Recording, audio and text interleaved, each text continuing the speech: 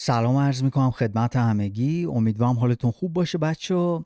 توی این ویدیو میخواستم یه مقدار بیشتر در مورد کیس کانر مگرگور صحبت کنم، چون که اتفاقای جدیدی افتاده. مثلا یکی از بزرگترین سپانسورهای کانر که برند ویسکی پراپر نامبر 12 دیگه با کانر کار نمیکنه و بعد از اینکه کانر توی دادگاه گناهکار شناخته شد، اینا گفتن آقا ما با کانر قطع همکاری میکنیم و این خیلی ضربه سنگینیه به کانر، چون که کانر عاشق این برنده.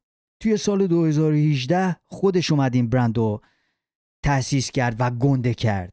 حالا درسته که چند سال پیش اومد این برند رو فروخت، ولی خب هنوز هم یه مقدار سهام داره اونجا و کارهای تبلیغاتیشون رو انجام میده و این عواقب سنگینی داشته واسه کانر. این گناهکار شناخته شدنش عواقب زیادی داشته واسه کانر. حالا توی این ویدیو همونجوری که گفتم این یکی از اون چیزایی بود که میخواستم در موردش صحبت کنم و همچنین میخواستم یه مقدار دوباره برگردیم در مورد اتفاقایی که اون شب افتاد صحبت کنیم و اتفاقایی که من بعداً خوندم. یعنی من اونا رو قبلا خونده بودم ولی نمیدونستم ربط داشتم به این داستان.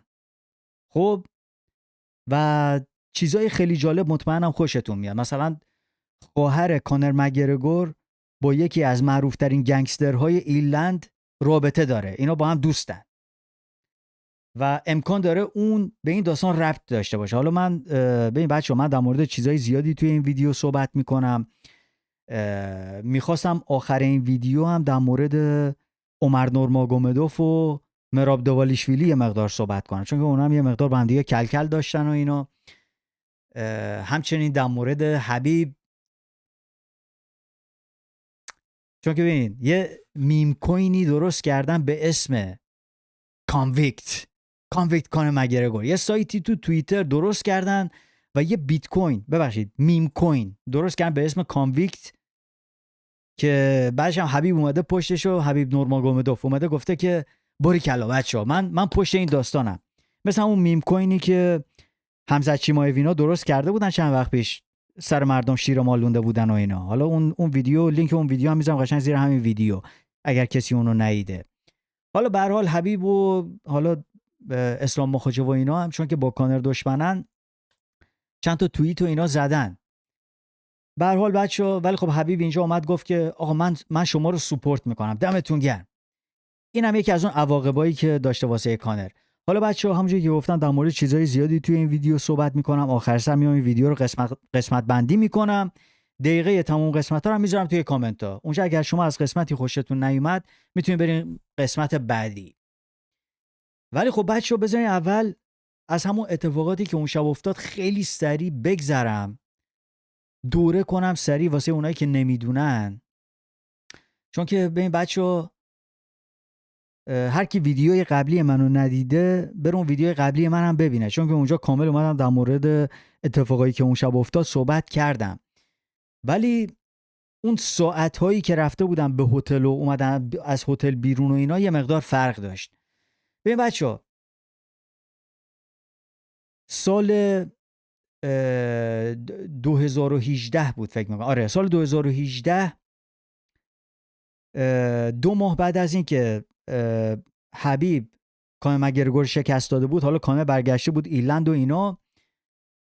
آقا 9 دسامبر کانر یه شب میره با دوستاش بیرون، میرن یه نایت کلاب. خب خیلی سریع میخوام اینجا الان توضیح بدم ساعتاشو، فقط اینجا میخواستم بیشتر روش تاکید داشته باشم، چون که ساعتا رو اونجا من بد برداشت کرده بودم، خیلی گیج شده بودم، ولی الان اینجا میفهمین چرا.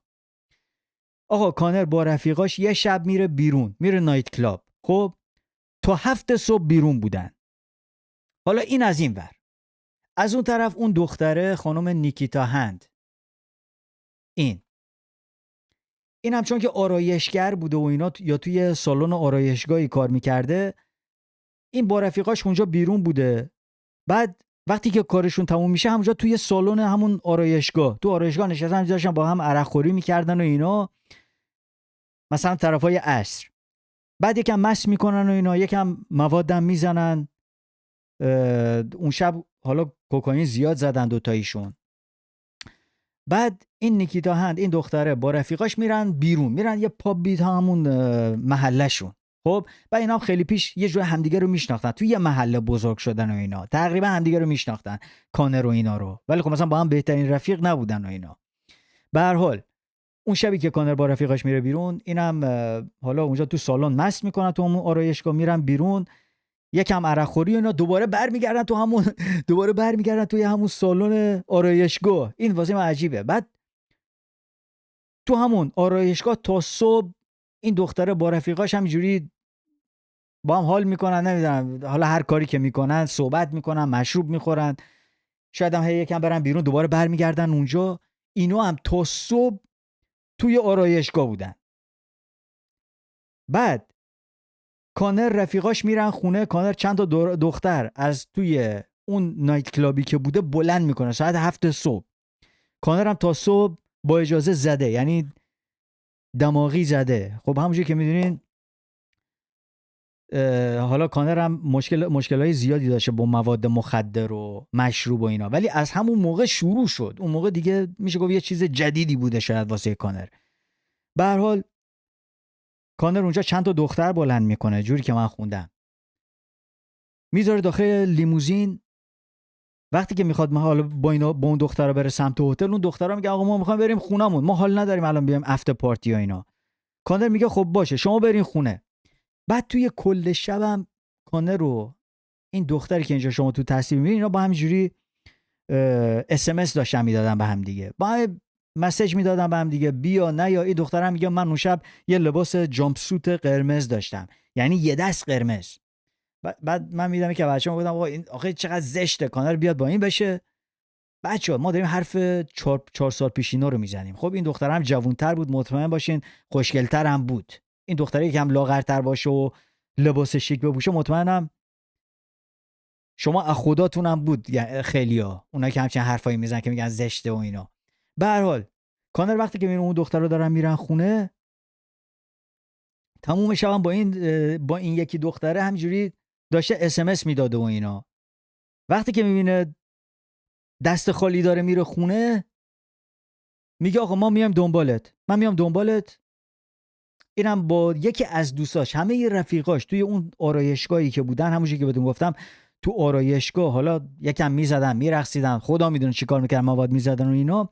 همه یواش یواش میرن خونه دیگه. کله صبح دیگه آقا، ساعت 7 صبح همه دارن میرن خونه دیگه. خیلی آدم با الاف باشه که تا ساعت 7 صبح نره خونه. تازه اینم همونجوری که گفتم یه پارتنر داشته، یه دخترم داشته خونه. به هر حال تنها کسی که با این دختر مونده بود اونجا یه دختری بود به اسم دانیل کیلی، رفیقش، که بعدن توی دادگاه هم میگه من ندیدم هیچ اتفاقی بیفته. به هر حال کانر میره دنبال اینا رو میذاره داخل لیموزین ساعت 10 صبح ساعت 10 صبح. من خیال میکنم اینا ساعت 7 صبح میرن اون هتل که تو ویدیو قبلی بهتون گفتم، در حالی که اینجوری نبوده. ساعت 7 صبح تازه کانر از اون نایت کلاب اومده بیرون، بعد تو خیابونای دابلین همینجوری داشته میچرخیده.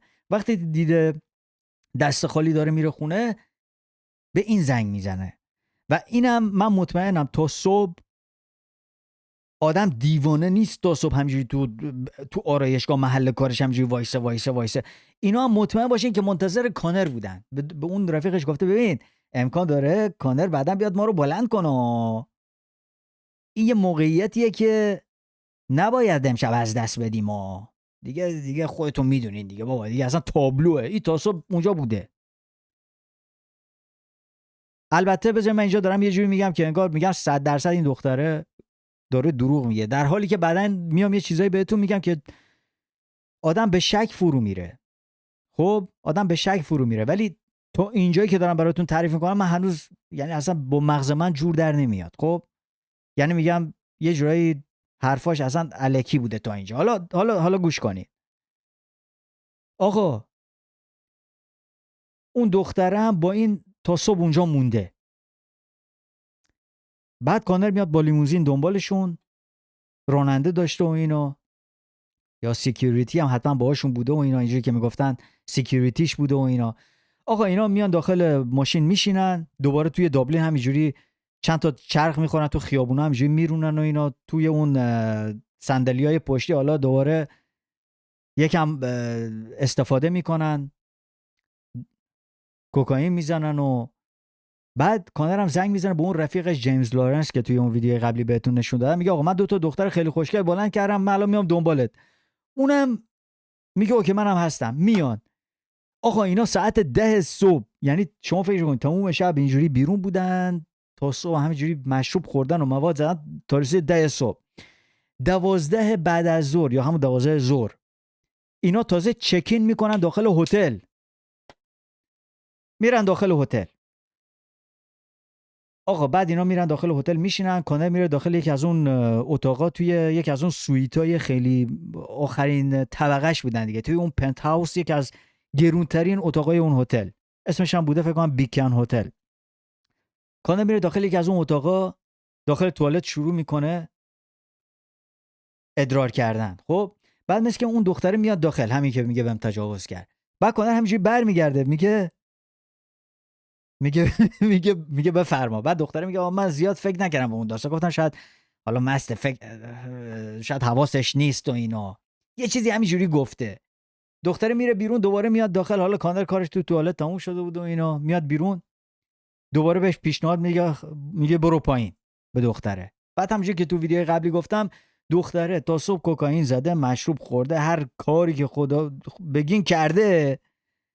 بعدش هم کانر بهش زنگ زده، با 2 تا پسر دیگه نشسته تو ماشین، رفته هتل اونجا، پارتنر و دخترش هم خونه بوده، الان رسیده اونجا شده دختر پیغمبری و اینا. من چیه، من خوشم نمیاد و اینا، نمیدونم، من با زنت رفیق بودم، یه جایش میشناختمش و اینا. باشم اتفاقا میریم چیزایی که زن کانر نوشتم یه مقدار نگاه میکنیم. کانر میگه، زن کانر میگفت اگه تو منو میشناختی پس چرا رفتی با اون رفتی هتل؟ میفهمین؟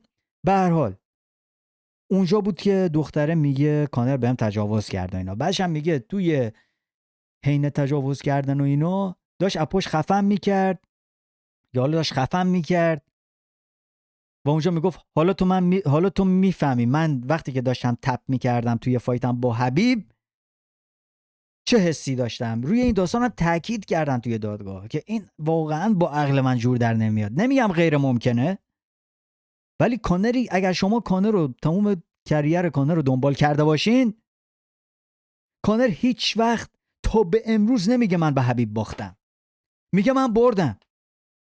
کانر میگه من حبیبینا رو شکست دادم، چون که بعد از فایت وقتی که چند نفری ریختن تو اکتاگون داشتن منو کتک میزدن، یه مش زدن به اون ابوبکرشون، یه مش زدن به اون یکی، یه مش زدن به این یکی، من بردم.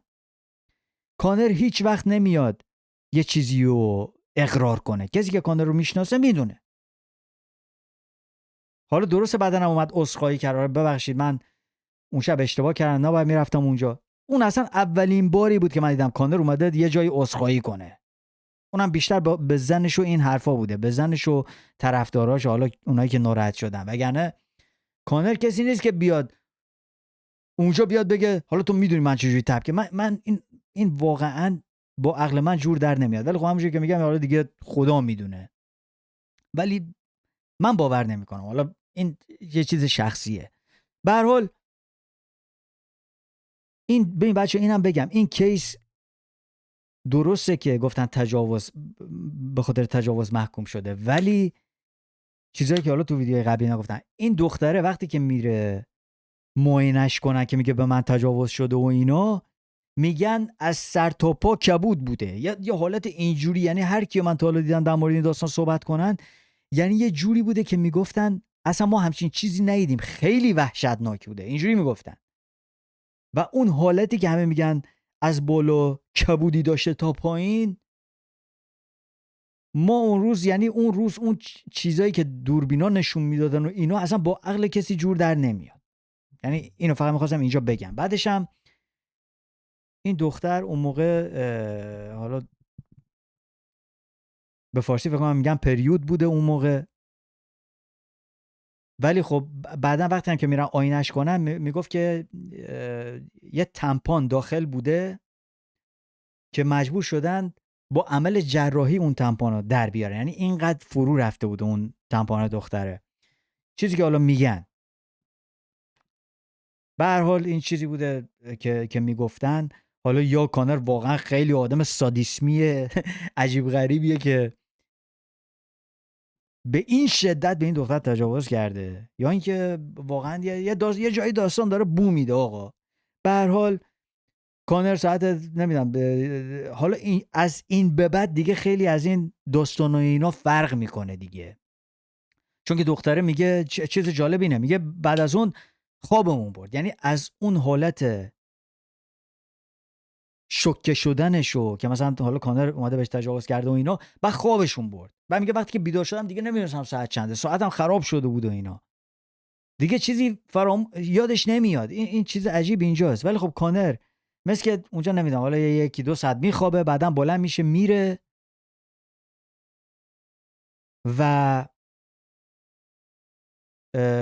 بذار من اینجا ساعت‌ها رو نوشتم، دارم حدس میزنم خدا. آره ساعت 12 میان اونجا. آره گفتم چه اتفاقی افتاد و اینا. بعدش هم اون رفیق دختره میگه آقا ما داخل بودیم و اینا، وقتی هم که اینا اومدن بیرون ما هیچ چیز عجیبی ندیدیم که مثلا دختره شوکه شده باشه یا مثلا تجاوز سنگینی شده باشه بهش، یا میگه ما همچین چیزی ندیدیم اونجا. بعدش اینجا نوشتم که دختره وقتی که از خواب بلند شد یکم پانیک گرفت، یکم که میخواست بره و اینو. بعد میگه طرف ساعت 18 بود. دختره میگه طرف ساعت 6 بعد از ظهر بود، یعنی ببین الان نزدیک اینا یه روز کامل بیرون بودن و مثل که همه میخواستن برن ولی میخواستن هنوز پارتی کنه. من نمیفهم چه جوریه این داستان این دختره، خیلی عجیب غریبه. خب ولی به هر حال اینا من الان اینجا دارم میبینم. به هر حال اینا رو بعدن وقتی که کانر رفیقش با این دخترها رو بعدن میبینم وقتی که در حال پایین رفتن به هتلن، خب مثل که طرفای ساعت 6 بعد از ظهر اینا همشون میرن بیرون. بعد میبینن این دختره تو هتل اون جیمز لورنس رو یه ماچ میکنه. بعد یه جوری همینجوری داره دست کانر رو میگه از دست کانر رو داره از پاش ماچ میکنه. رو دوتاییشون آویزون بوده، یعنی خیلی، یعنی هر کی اون ویدیو رو میبینه میگه آقا این اصلا دختره بدجوری رو آویزون بوده. تازه بعد از این داستان تجاوز و اینا، یعنی مثلا میگن ساعت 12 اون اتفاق افتاده، پس چرا بعدن اینقدر روشون آویزون بودی؟ و بعدش هم این تصاویر رو نشون میدادن به این دختره میگه آقا تو دادگاه میگه آقا این من نیستم، من خدا میدونه من اینقدر مست بودم و نمیدونم یه تروما گرفته بودم و اینقدر شوکه شده بودم که اصلا مثلا نمیدونم چه اتفاقی داره میفته و اینا. حالا آدم اینجا با خودش میگه خب تو غلط کردی، همه مشروب خوردی و مواد زدی و اینا. حالا چون که آدم وقتی مواد میزنه دیگه این چیزا فراموشش میشه. به هر حال فرقی هم نمیکنه، یعنی آدمی که در حقش ظلم شده آدم نباید بیاد گناهکار بد. ولی خب هر کی خربزه میخوره، منظورم اینه، پا لرزش هم میشینه، هم کانر همین دختره، دوتاییشون. خب این از این. بعد این دختره با جیمز لورنس دوباره برمیگردن همونجا، چون که همونجا که تو ویدیو قبلی بهتون گفتم این می‌خواسته دوباره ادامه بده. برمیگردن تو هتل تا ساعت 10 شب اینا اونجا بودن. حواستون هست؟ یعنی اینا رفتن بیرون و این دختره نزدیک 2 روز بیرون بوده. بعدش هم وقتی که برگشتن رفیق کانر میگه آقا من 2 مرتبه دیگه با این رابطه جنسی داشتم، 2 مرتبه دیگه با این خوابیدم. یعنی اول با کانر بوده، بعدن چند مرتبه هم با رفیقش بوده، اونم هیچ کبودی چیزی اینا نیده. خب حالا اینا رو واسه کسایی که حالا نمیدونستن، این ساعتاشو فقط خواستم اینجا بیام آپدیت کنم که شما بدونین. خب این از این. بعدش حالا دیگه رفیقش میگه بعد از چند روز این به من زنگ زد، گفت که به من تجاوز شده. میگفت آقا من یکم شوکه شده بودم و اینا، من نمیخواستم همچین چیزی رو قبول کنم و اینا. به هر حال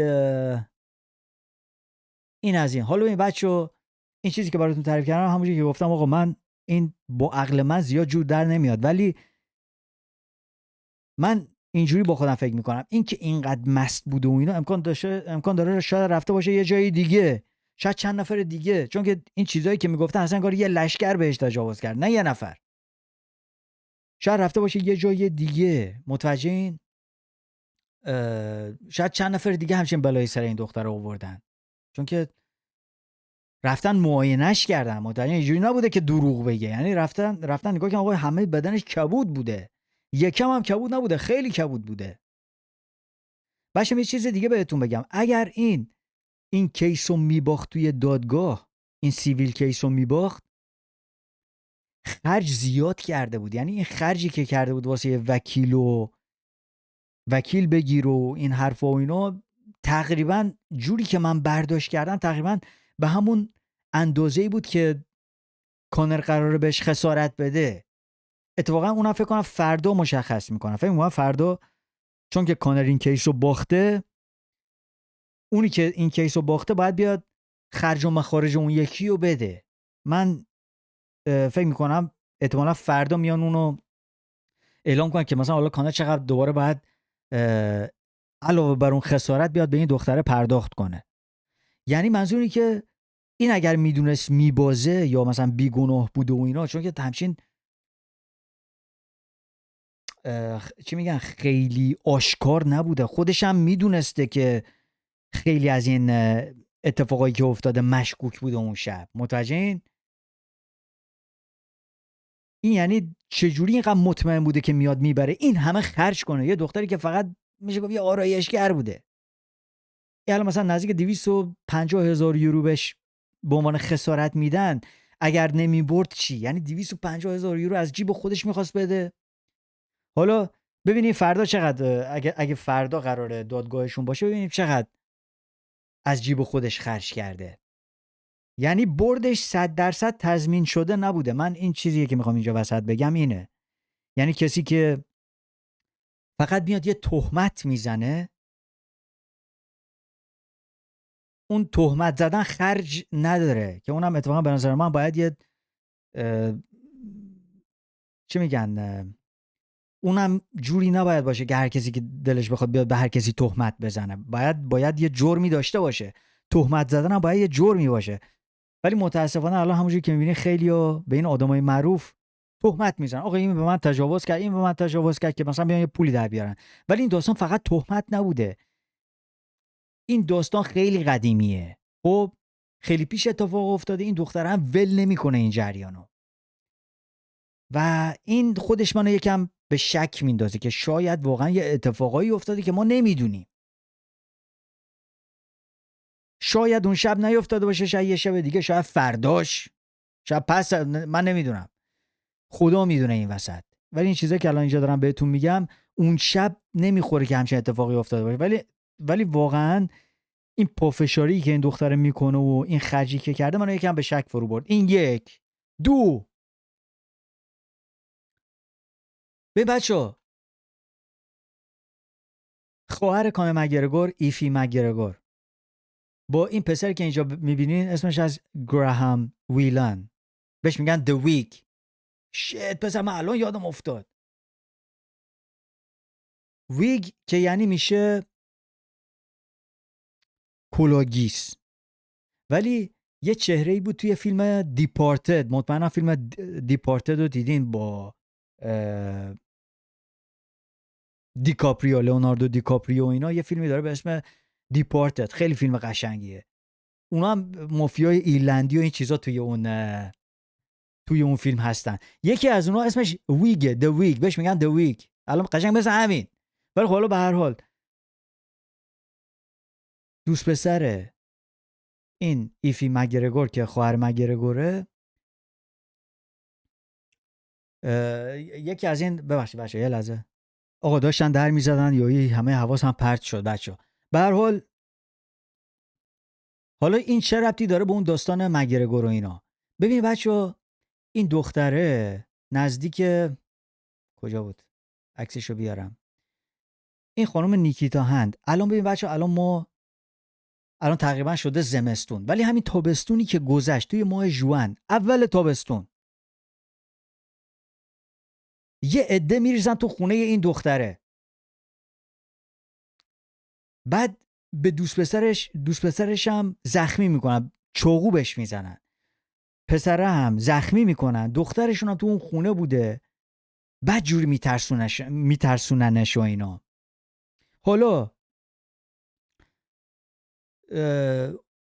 اونا یه جورایی میگفتن که این دختره میگفت که اینا یه جورایی مثلا طرفدارای کانر بودن و یه جورایی مثلا میخواستن که با این همزمان با اون کیسی بود، همزمان با زمانی بود که این دختره این کیس رو دوباره فعال کرده بود. قشنگ قبل از فایت کانر و مایکل چندلر، اگر درست یادتون باشه توی تابستون کانر و مایکل چندلر قرار بود با هم دیگه مبارزه کنن. یهویی کانر گفت آقا من به این فایت نمیرسم، انگشت پام شکسته فلان شده. اگر درست یادتون باشه که الکس پریرا اومد اون کارتو نجات داد و به جای کانر و چندلر اومد با جمال هیل مبارزه کرد. ولی اونجا ما دلیلش رو درست و حسابی نمیدونستیم. ما فکر کردیم که شاید کانر واقعا مصدوم شده باشه، انگشت پا شکسته باشه. یه عده میگفتن آقا کانر رفته مو کاشته، چون که واقعا هم رفته بود کاشته بود. شاید به خاطر اون نمیخواسته بیاد اونجا مبارزه کنه. حالا اونو یه عده‌ای میگفتن. ولی خب حالا از طرفی دیگه این نیکیتا هند اون موقع دوباره شروع کرده بود این کیس رو فعال کنه و میخواست بیاد از کانر شکایت کنه به خاطر تجاوز و اینا. بعد همزمان با همون موقع یهویی یه عده‌ای میرزن تو خونش و چاقو میزنن به دوست پسرش. دوست پسرش رو زخمی میکنن، میرزن داخل خونش. حالا تا جایی که من اطلاع دارم دیگه اونجا بهش تعرض جنسی و اینا نمیکنن، فقط میترسوننش که یه جورایی مثلا این کیسو بیخیال شه. و جوری که این دختر گفت، مثلا گفت که آره اینا مثلا طرفدارای کانر بودن. ولی خب ما الان همه میدونیم آقا الان سال 2024 کانر هم مثل سال 2018 و قبل از اون طرفدارای افراطی دیگه نداره، چون که اون موقع اصلا کانر طرفداراش قاطی بودن.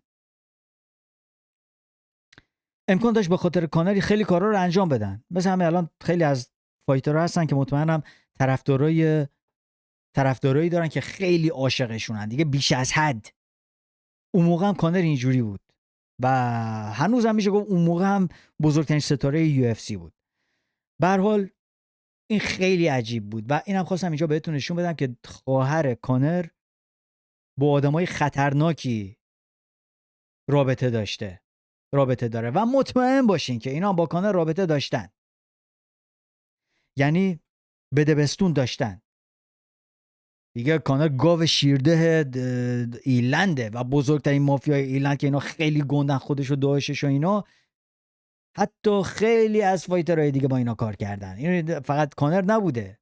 الان کانر هیچ زمانی من هیچ جا ندیدم بگن کانر با اینا کار کرده. من فقط دارم میگم خواهرش با یکی از اونا دوسته، الان این تو بغلش نشسته.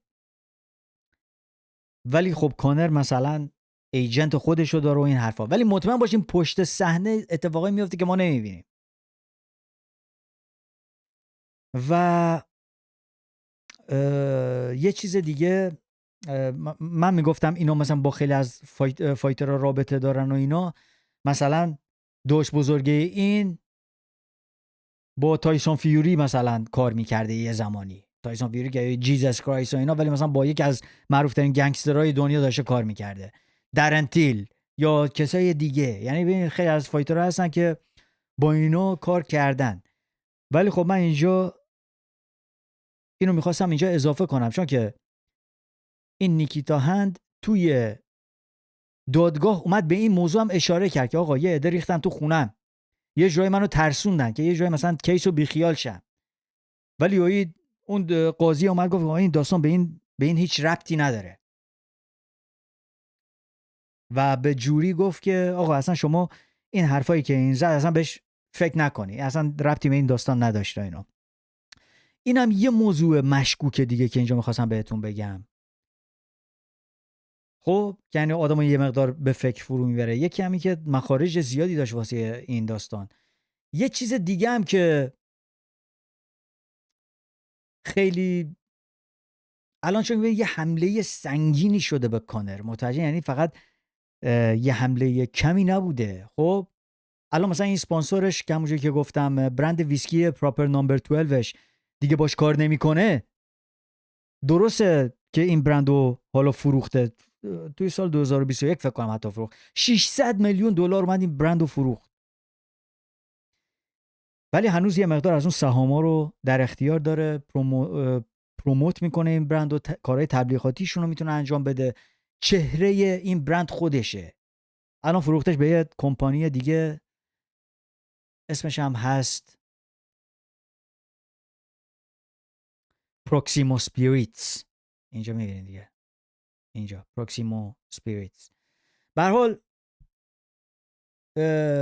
اینا دیگه باش کار نمیکنن و یه جای دیگه، حالا یه کمپانی دیگه به اسم آیو اینتراکتیو که بازی هیتمن رو درست میکنن. حالا من پلی استیشن رو اینا بازی نمیکنم، ولی توی بازی هیتمن یه کاراکتر جدیدی به اسم کانر فکر کنم اونجا درست کرده بودم، اونا درست کرده بودن و به خاطر اون دیگه آقا اونا هم دیگه با اون کاراکتر رو دیگه نمیخوان درست کنن دیگه. الان اونا گفتن به خاطر اینکه کانر گناهکار شناخته شد ما نمیخوام با همچین آدمی هیچ همکاری داشته باشیم. این دوتا، این هم یکی از اون عواقبی که داشته واسه کانر. ولی خب یه چیز دیگه ای که من متوجهم چرا خیلی دیگه نمیخوام با کانر کار کنن، این حجم از حملات به کانر شده. من متوجهم چرا، و اونم اینه که آقا کانر معذرت میخوام پشتش گوهیه، با پشت کثیف داره راه میره، هر جا میره میشینه داره همه جا رو به کثافت میکشه. کانر توی این چند سال اخیر اینقدر دست گل به آب داده که دیگه اصلا آدم تعجب نمیکنه. بزنین اول براتون چند تا صحنه بهتون نشون بدم که بفهمین منظورم چیه. اینجا الان چند تا پست توی اینستاگرام من سیو کرده بودم.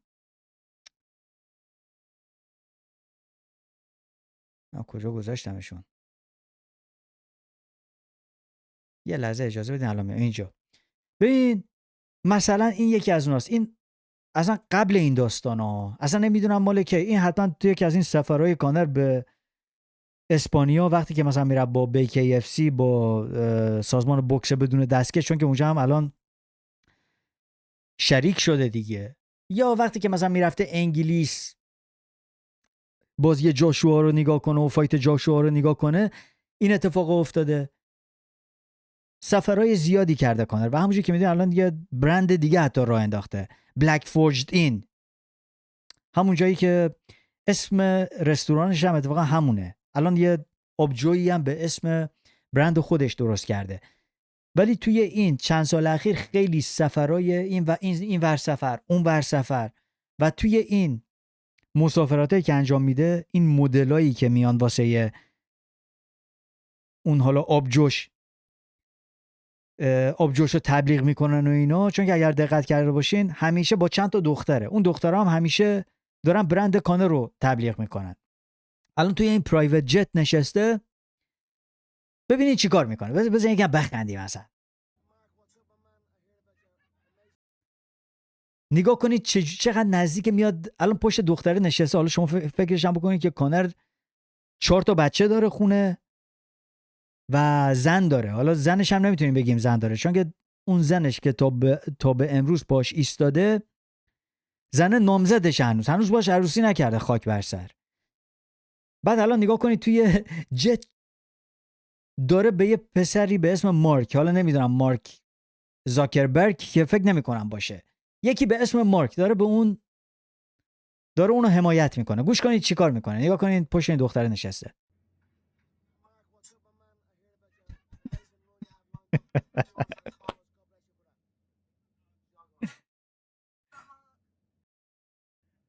آخه کسافت دیگه. اونجا دیگه میرفتی یکم ازش لب میگرفتی، اصلا اون کلش و مالون از تو موهای دختره رد شد. یعنی ببین چه جوری. نگاه کن از اول، نگاه کن اینجا. منظورم اینه که آقا تو 4 تا بچه داری، زن داری، بابا یکم کلاس داشته باش آقا. خیلی بی کلاس بازی کانر رو انداخته. نگاه کن توی اسپانیا چیکار کرد. موی قهرمان BKFC رو میکشه، زنش هم پشتش ایستاده، یعنی اومد بشه یکم گفت که چیکار داری، آبروریزی رو ننداز اینجا.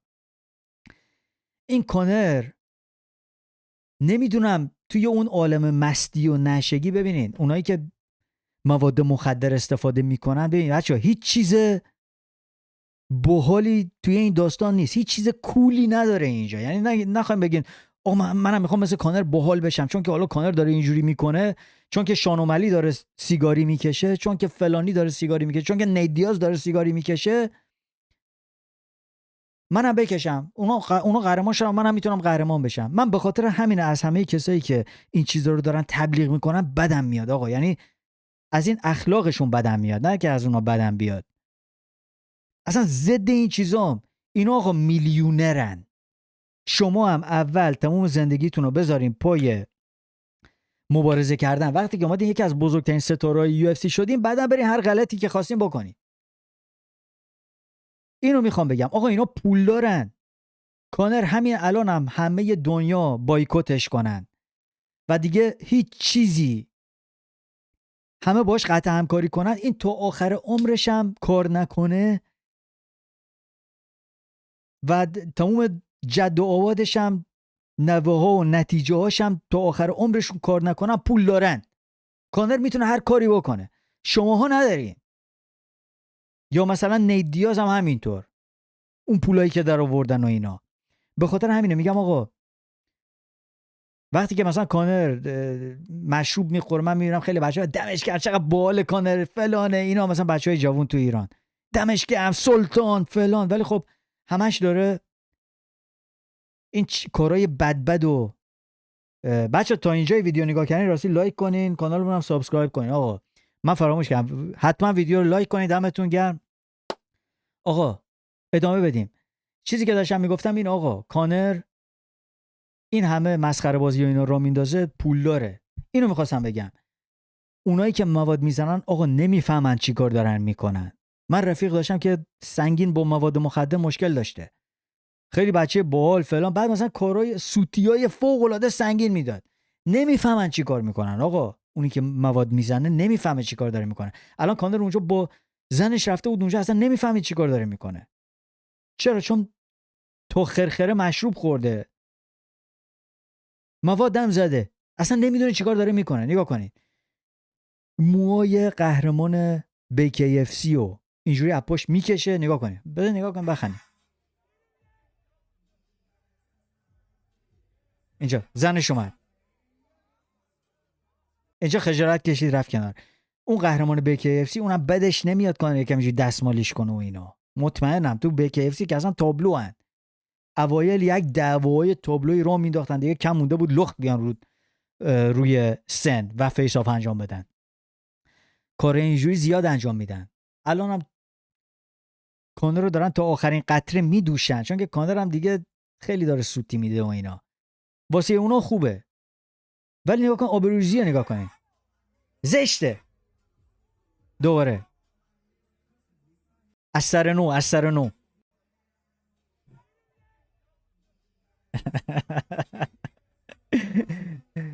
خنده داره، ولی خب اصلا آبروریزیه، ولی خنده داره. حالا اینجا یه جای دیگه، قبل از اینکه فایتش با مایکل چندلر ست بشه که بعدش اومد گفت نمیام، یه ماه قبل از فایتش با مایکل چندلر، نگاه کنید با زن خودش توی یه نایت کلاب توی ایرلند. نگاه کن کله زن رو میبره پایین. این عواقب اون حمله که به نیکیتا کرد توی هتل، گفت برو پایین. این حقیقتا همونه، مثل عادتشه. الان آدم الان تازه به فکرم رسید. آقا این چیزایی بود که من میخواستم بگم. یعنی میگم آقا کانر هر کی خربزه میخوره باید پا لرزش هم بشینه. کانر اینقدر سوتی داده شده چوپان دروغگو دیگه. یعنی الان چند مرتبه سر این داستان یعنی بش چی میگن متهمش کردن. یکی از اون اولین کسایی که اینو متهم کرد همین دختره بود. فکر کنم این اولین کسی بود اگر درست یادم باشه. اون موقع هنوز اینجوری واسه ما خیلی عادی نبود که مثلا کانر یکی بیاد بهش بگه آقا این اومد به ما تجاوز کرد. گفتم آقا ساکت باش، بگی بشین بابا. چون که این معروفه، همه همچین فکر میکردن دیگه. اون موقع اینجوری بود. ولی بعدش چند مرتبه دیگه همچین اتفاقایی افتاد. همین نزدیک یه سال یا 2 سال پیش بود توی اسپانیا، توی اون قایقش که یه پارتی را انداخته بود و اینا، یویی آقا این نگهبانای ساحل یه دختر نسبتا لخت و یعنی بیکینی و اینا تنش بود دختره، یه دختری رو ساحل پیدا میکنن شوکه، یا دختره از توی قایق کانر، چیزی که حالا اون دختره میگفت ادعا کرده بود، دختر از تو قایق پریده بود بیرون که خودش رو نجات بده. بعد تا ساحل شنا کرده بود نزدیک بمیره. بعد اونایی که توی ساحل کار میکردن و اینا دختر رو پیدا میکنن میبرنش پلیس و اینا. اون دختره یه مقدار پول میگیره ساکت میشه و اینا. دختره دیگه اونو ادامه نمیده. ولی اونم خیلی مشکوک بود دیگه. اون دخترم یه جایی مثلا میگه آره ما قبلا کانر رو میشناختیم و اینا، تقریبا یه محل بودیم. اونم تقریبا همین داستان بود تقریبا. بعدش میگفت من اونجا فکر کردم کانر میخواد منو بکشه. شاید واقعا کانر یه آدم فوق العاده سادیسمی باشه. آدم میگم نمیدونم دیگه، من نمیدونم، مثل این قاتلای زنجیره‌ای باشه، سریال کیلر. و همون به خاطر همین میگم، دوباره میخوام بگم، معذرت میخوام، میگم کانر پشتش کثیف، پشتش گوییه. آقا هر جا میشینه داره کثیف میکنه. قبلا این کارا رو انجام داده. به خاطر همین آدم میتونه، یعنی الان من فکر میکنم این کارهایی که انجام داده توی این سالهای اخیر، این لاشی بازیایی که انجام داده، این رقصی که بهتون نشون دادم، کارهایی که انجام داده، همه جا نشست، همه جا داره داد میزنه، همه جا مشروب داره میخوره، همه جا آبجو تو صورت مردمه. اصلا احساس میکنم مردم رو ذله کرده. بچه‌م یادتون نیاد، یادتون بیاد، فراموش نکنین، یادتون اون پیرمرد رو یه مشت محکم زد توی اون باری که نشسته بود اینجاست بچه‌ها. این مال چه سالیه خدا؟ مال سال لایکش کنم، سال 5 سال پیش. نگاه کنین. کانر میاد اونجا به پیرمرده میگه من یه برند ویسکی درست کردم، پراپر نامبر 12. بعد داره به همه یه پیک میده. بعد یه پیرمرد میگه آقا من نمیخوام، آقا من اصلا ویسکی نمیخوام، من آبجو میخوام، مثلا ویسکی خور نیستم. به کانر بر میخوره، کانر بهش یه مشت میزنه.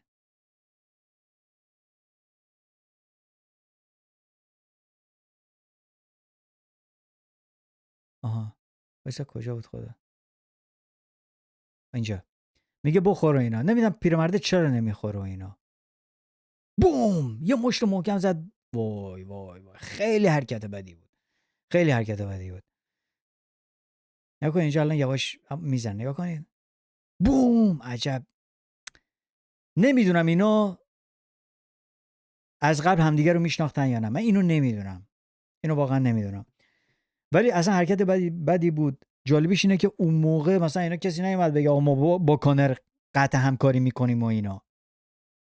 اون چیزا واسهشون اوکی بود. الان به خاطر این داستانی که اینقدر بومیده، حالا درسته من خیلی بردم تو داستانهای مافیا و اینا، ولی اگر همون اتفاقات همون شبو فقط بخواین گوش کنین که اول ویدیو واسهتون تعریف کردم، تا اونجا من مغز خودم میگه آقا این دختره داره دروغ میگه، یعنی اتفاقای اول. ولی وقتی که همه چیزو آدم کنار هم میذاره و اینا، آدم اینجوری احساس میکنه که کانر یواش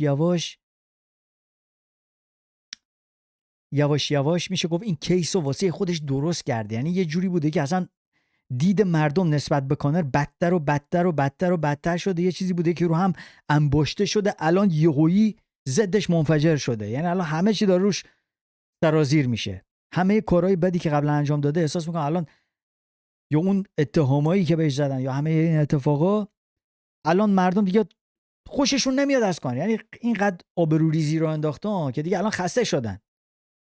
واسهشون هم فرقی نمیکنه اصلا کانر گناهکار باشه یا نباشه. میگن آقا تقصیر خودته، اینقدر مواد نزن، اینقدر مشروب نخور تا کسی بهت تهمت نزنه. آیا بقیه قهرمانای UFC اینقدر میان بهشون تهمت میزنن؟ نه. جان جونز هم که اینقدر پروندهش سیاس، اونم از این کارا زیاد کرده، ولی تا این حد دیگه نه. جان جونز حداقل جلوی دوربین یکم خودشو میگیره، یکم قشنگ صحبت میکنه. پشت دوربین آره امکان داره یکم قاطی کنه و اینا، ولی مثلا جلوی دوربین در ملأ عام نمیدونم این ور اون ور، کانر اصلا پشت دوربین، جلو دوربین، عقب دوربین، همش یه حالت طلبکار مانندی، قلدر مانندی داره کانر. متوجه هیچ زمانی هم همونجوری که گفتم تا به امروز نه خودشو گناهکار میدونسته، نه اینکه هیچ زمانی اومده اقرار کرده که مثلا من گناهکارم، یا همچین زمان هیچ زمانی من ندیدم کانر اینجوری کنه و اینا. به هر حال یه مثالم براتون بزنم، مثلا الکس پریرا نزدیک 2 ماه پیش یه دختره که توی تیک تاک خیلی معروف بود اومد گفت که الکس پریرا بهم تجاوز کرده. همه گفتن ساکت باش بابا، الکی حرف نزن. هیچ که حرف اونو باور نکرد. ولی مثلا کانر هی بارها این اتفاق افتاده. علاوه بر اون اتفاقی که تو اسپانیا هم افتاد، همین همین تابستون توی مسابقه بسکتبال رفته بود توی دستشویی آقایان. 2 تا از این نگهبانا اونجا بیرون بودن، نگهبانای کانر میره داخل اونجا، یه دختره میره پشتش طالبش مواد بفروشه. من چیزی که برداشت کردم، قبلا هم در مورد صحبت کردم، اگر پیدا کنم لینک همه اینا رو میذارم زیر همین ویدیو. اون موقع هم باز همین اتفاق افتاد. حالا به هر حال این ببینم چیز دیگه ای از کانر فراموش نکردم اینجا که بعداً برم به چیزای دیگه، در مورد چیزای دیگه صحبت کنم. این چیزایی بود که اینجا می‌خواستم از کانر نشون بدم و اینم مال حرفای زنش بود. فکر کنم حرفای زنش اومد از کانر دفاع کرد و اینا، هیچ چیز خاصی نیست. یعنی دم زنش گرم که اینقدر یعنی کانر رو دوست داره، از اول راه با کانر بوده، قبل از این که اصلا کانر بیاد فایتر بشه از بچگی یه جای اینا همدیگه رو میشناختن. بعد اینجوری میاد جوابشو اینجوری میده. پول و این چیزا، پول و ثروت هم بعضی وقتا میتونه یه چیزای بدی هم با خودش داشته باشه. بذار اینم ببندم، اینم گفتم، اینم که گفتیم. بریم یه مقدار در مورد کاری که حبیب انجام داد. آها، یه ماه دیگه هم کانر توی ماه ژانویه یه کیس دیگه داره دادگاه مقابل آرتم لوباف، چون که آرتم لوباف بود که اومد این برند پراپر نمبر 12 رو به کانر یه جای پیشنهاد کرد. یعنی اومد بهش تیپس داد، اومد بهش گفت که ببین اگر تو پولتو الان توی این برند ویسکی سرمایه گذاری کنی میتونه پول خوبی به دست بیاری. میشه گفت این بود که اونجا اومد بهش راهنماییش کرد و این ایده رو یه جورایی به کانر معرفی کرد و مثل که اونجا با هم یه قول و قراری داشتن. بعد حالا به گفته آرتم لوباف اون پولی که مثلا حالا حقشه بهش نرسیده. الان اینا هم یه کیس دیگه دارن توی ماه ژانویه. یعنی کانر چند تا دادگاه دیگه همینجوری ردیف پشت سر هم منتظرشن و حالا فکر می‌کنم هنوز تموم نشه. ولی خب شاید خیلی جا گناهکار نباشه، بعضی جا، ولی خب تقصیر خودشه. همونجوری که گفتم هر کی خربزه میخوره پا لرزش هم باید بشینه. کارهای ناشایستی که توی این سالها انجام داده دلیلش بوده. حالا اینم از این. بعدش هم حبیب همونجوری که گفتم، حبیب اومده نوشته که ببین یه میم کوین درست شد به اسم کانویکت. میم کوین ارز دیجیتال، خب به اسم کانویکت یه میم کوینی درست کردن. حالا من نمیدونم چقدر فروختن چقدر نفروختن، اینو فکر کنم فقط طرفدارای حبیب، فقط اگر کسی بخواد بخره، شاید نمیدونم آدمای پولدار، مسلمانای پولدار،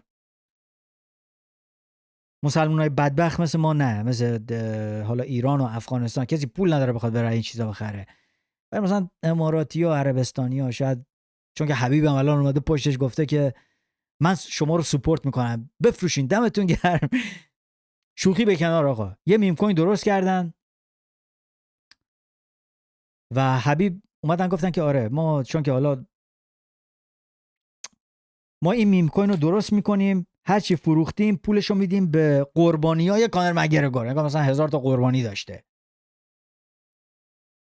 انگار مثلا یه لشکر قربانی کانر شدن. حالا برای همه شو بزنیم رو هم شاید 20 نفر، حالا نمیدونم شاید کمتر، ولی این اولین باره که کانر داره گناهکار شناخته میشه. به هر حال اینا میگن این پولو میدیم دونیت میکنیم به دختره. حالا بعد حبیبم گفته که دمتون گرم بچه‌ها، من شما رو سپورت میکنم، از شما حمایت میکنم، این حقش هر چی سرش بیاد و مجازاتش کنیم. حالا این هم حرف حبیب، حالا بیشتر وارد اون نمیشم آقا. این از این. آقا گفتم بریم یه مقدار در مورد حریف بعدی مراب دوالیشویلی صحبت کنیم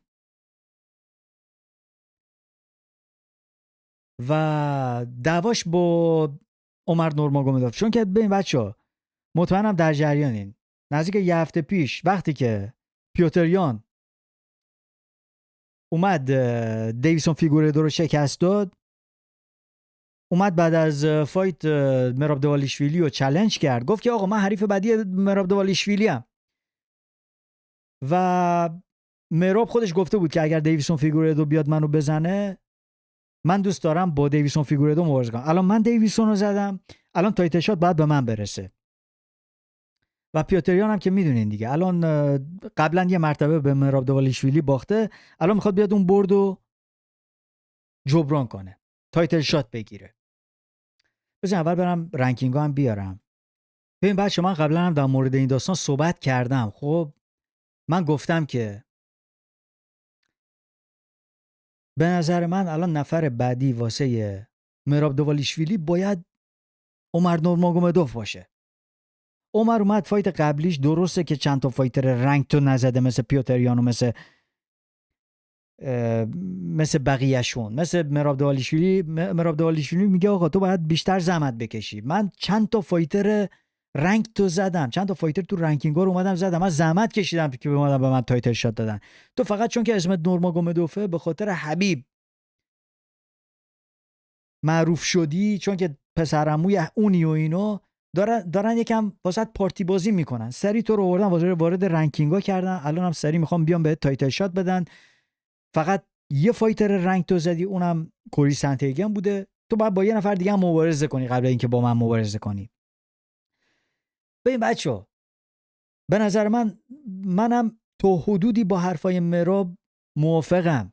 میدونم عمر زحمت نکشیده، من اصلا خودم خیلی جاها اومدم اینو گفتم که واسه اینا پارتی بازی میشه و این حرفا، ولی اینجا عمر باید بیاد با مراب مبارزه کنه. من اینو واقعا نمیفهمم. کی دلش میخواد دوباره بیاد فایت پیوتر یان و مراب دوالیشویلی رو ببینه؟ آیا شما فکر میکنی فایت اولشون چی میگم، ببخشید معذرت میخوام، من بعضی وقتا کلمه‌های دیگه به کار میبرم اینجا از زبونای دیگه، حالا نمیخوام وارد چیزای دیگه بشم. کی دلش میخواد فایت دوم مراب و پیوتر یان رو ببینه؟ ما فایت اولشون رو دیدیم، من فکر نمی کنم فرق زیادی کنه از اون فایت اولشون.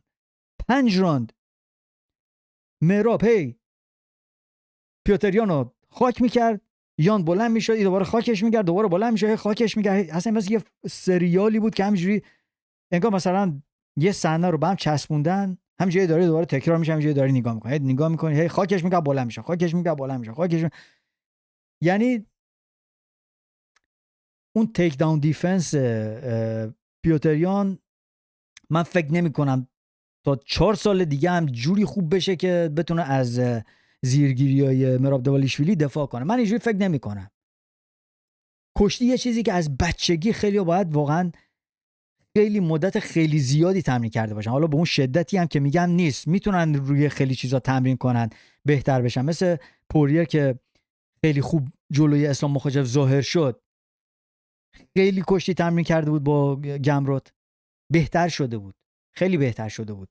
ولی خب پیوتر یان آقا همش من میگم داره توی تایگر مویتای تمرین میکنه، اونجا همش مویتای دارن تمرین میکنن و اینا، حالا چیزای دیگه هم تمرین میکنن، نمیگم نمیکنن، ولی خب من دارم میگم من فکر نمی کنم تیک داون دیفنس یان مقابل مراب دالیشویلی جواب بده. همون فایت اولشونو به احتمال زیاد میبینیم، مگر اینکه یوهی مثلا بزنه مرابو ناکوت کنه یهویی. مثلا از 10 بار که اینو با هم دیگه مبارزه کنه امکان داره مثلا شاید 2 بار مثلا پیوتریان بیاد ببره، مثلا یه هد کیک، هد شات دد، یه چیز اینجوری بزنه ناکوتش کنه، وگرنه همون بازی تکرار میشه، همون فایت اولشون تکرار میشه. من همچین چیزی میبینم. به خاطر همین من دلم نمیخواد فایت مراب دالیشویلی و پیوتریان رو دوباره ببینم. بعد از اون کیه؟ شان اومالی اصلا الان مصدومه. نفر بعدی تو رنکینگا عمره.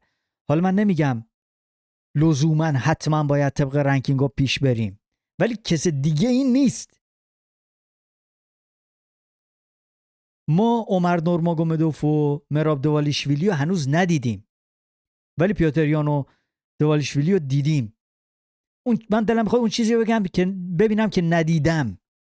ولی این وسط یه مشکل دیگه هست و اونم اینه که من تا 10 بار اومدم گفتم عمر خودش میخواد همیشه خودش تاریخ رو انتخاب کنه.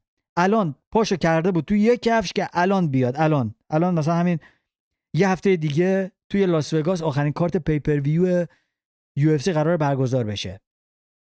بذار اینجا هم بهتون نشون بدم. این ایونت یو اف سی 310 پانتوژا آساکورا. عمر میخواست اینجا مبارزه کنه، عشقش کشیده بود که اینجا مبارزه کنه. آقا به خاطر همین همه کار میکردن که اینجا مبارزه کنن و دوالیشویلی دلش نمیخواد بهش دستور بدن. میگه آقا تو چرا باید به من دستور بدی؟ حالا این چیزایی که من دارم بهتون میگم اینجا نیومدن اینا رو آشکار بگن جلوی همه. من میدونم، مطمئنم تقریبا همینجوری بوده، پشت صحنه اینجوری بوده. دوالیشویلی میگه آقا من نمیخوام الان بیام. آقا من یه ما 2 ماه پیش اومدم قهرمان شدم، الان دلم نمیخواد مبارزه کنم. من دلم میخواد فوریه بیام مبارزه کنم، 1 ماه بعد از این داستان، 2 ماه بعد از این داستان.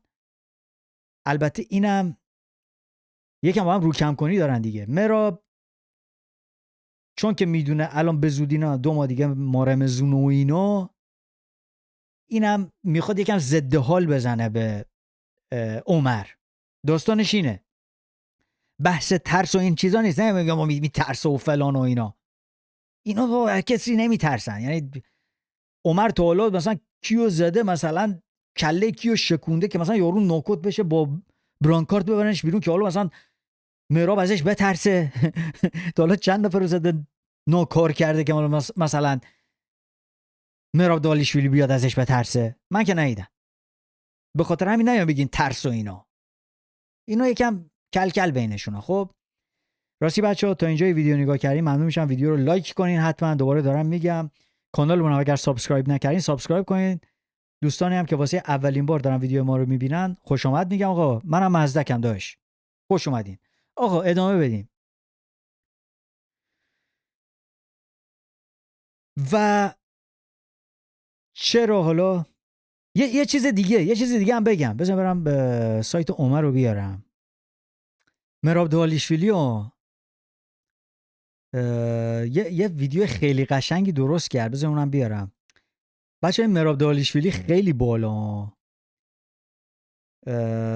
همین چند روز پیش اومد یه ویدیویی درست کرد و در مورد همین داستان صحبت کرد که چرا من میخوام با پیوتریان مبارزه کنم، چرا دلم نمیخواد با عمر مبارزه کنم. همین حرفایی که براتون زدم فقط این ویدیو رو بهتون نشون بدم، یه مقدار خنده‌دار، مطمئنم خوشتون میاد.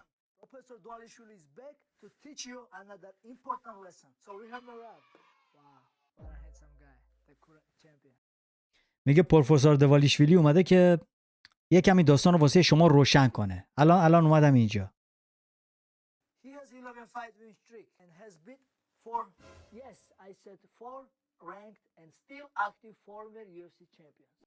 میگه کسی که این بالا میبینین خودشو داره میگه. 11 تا برد پشت سر هم داره. این کسایی هم که پایین میبینین یا قهرمان بودن یا قهرمانای سابق بودن یا کانتندر بودن. آلدو، یان.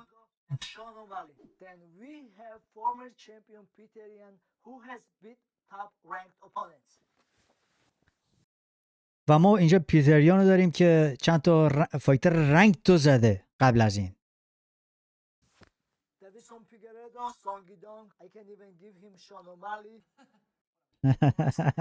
میگه حتی میتونم به شانومالی هم بدم. منظوری که شانومالی رو زد، داورا دادم به شانومالی، چون شانومالی هم خیلی واسش پارتی بازی شد.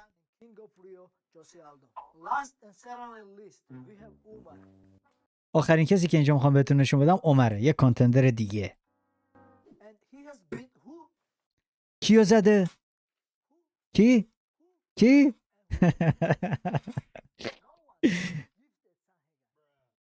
توی کادو، توی جعبه کادو میگه بهش مثل یه کادو کوری سنتیگن رو دادن. از فایت سختی بود.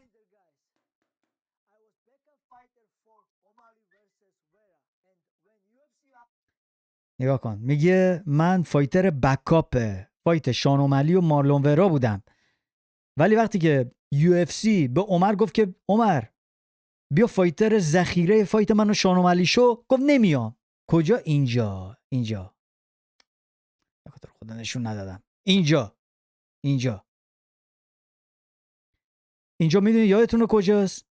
این همون شبیه که توی همون سالن گرده، اسمش چی بود خدا؟ اون هر چی بود اسمش بود، آقا فرقی نمیکنه. همون شبی که شانومالی و مراب دوالیشویلی با هم دیگه مبارزه کردن، عمر نورماگومدوف یاد حرف خودم افتادم، گفتم انگار علی عبدالعزیز انگار مثلا اینو گرفته بود با زور برده بود اونجا. به هر حال اینا هم رفته بودن اونجا بازی رو از اونجا ببینن که حالا مثلا بعد از فایت اینو چالش کنه، شاید مثلا این بیاد وارد اکتاگون بشه، یکم فایتشون رو جنجالی تر کنن که مثلا میگه آقا من کانتندر شماره یکم، بعد از این من باید با قهرمان مبارزه کنم. اینم رفته بود اونجا خودش رو نشون بده دیگه. و به هر حال مراب اینجا تو ویدیو میگه آقا اون شب بهش گفته بودن تو بیا فایتر بکاپ ما بشو، ولی این اونجا قبول نکرد. من یادم یکی از بچه‌ها حالا تو اینستاگرام، مطمئنم الان ویدیو منو نگاه میکنه، من اسم شما فراموشم شده آقا ببخشید. به هر حال یکی از بچه‌ها اون موقع بهم فرستاد که یه ماه مونده بود به فایت شانومالی و مراب دوالیشویلی. یکی از بچه‌ها واسم فرستاد که مزدک عمر الان تو چیزه، تو رفته آمریکا. این عکسو برام فرستاد. یکی بچه این عکسو واسم فرستاد که آره الان عمر نورماگومدوف رفته آمریکا. یعنی اون دوست من که حالا اون رفیق ما که واسه ما این عکسو فرستاده بود، منظورش این بود که امکان داره شاید فایتر بکاپ باشه، چون که من قبلا میگفتم که عمرن عمر نورماگومدوف بکاپ چیزی باشه. من اونجا مطمئنم یادتونه گفتم عمرن اینو فایتر بکاپ الکی کسی باشن. داغستانی‌ها همچین چیزایی قبول نمیکنن آقا، مخصوصا اونایی که تو تیم حبیبن. اونا قشنگ 2 ماه درست میخوان با برنامه فلان اینجوری، یه راه هموار میخوان تا اون متوجهم، اونا به خودشون فکر میکنن یه راه هموار میخوان تا تایتل شات. همه چی باید با برنامه ریزی باشه. یه هفته قبل از فایت، 2 هفته قبل از فایت اینا قبول نمیکنن. کوچکترین دست اندازی میرن که میگن آقا نه من ریسک نمیکنم، ولی که من رکورد بدون صفرمو اینجا الکی خراب نمیکنم. اونجا من اومدم اینجوری گفتم. بعد که از بچه‌ها اینو واسم فرستاد یه ماه قبل از فایت مراب و اومالی. منظور دوستمون این بود که به مزه الان اونجا امکان داره بکاپ باشه. گفتم نه نمیاد. که الان این چیزیه که الان اینجا مراب دوالیشویلی داره میاد میگه.